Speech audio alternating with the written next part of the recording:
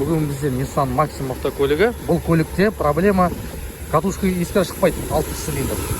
Искра жоқ. Проблеманың барлығы бізде компьютерде. Компьютер бізде мына шетте тұрады. Есікті ашып жіберсем көрінеді. Проблеманың барлығы мына компьютердің ішінде микросхема үліп береді, катушка жауапты. Сол бізде оригинал запчастьтар бар. Қазір соны ауыстыратын боламыз. Искра жоқ. Микросхема ауыстырған болатынбыз. Қазір машинасы өшіп тұр. Қыздырамыз бірге. Бисмилля. Көлік машин қызды.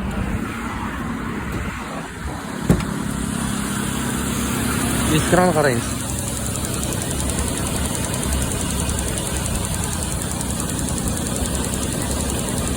Искра бар, барлығы жақсы қызды. Осындай ауруға шалдықса, 3-ші цилиндр, 4-ші цилиндр немесе басқа да цилиндрден катушка импульс келмесе, хабарласыңдар, оригинал запчастьтар бар.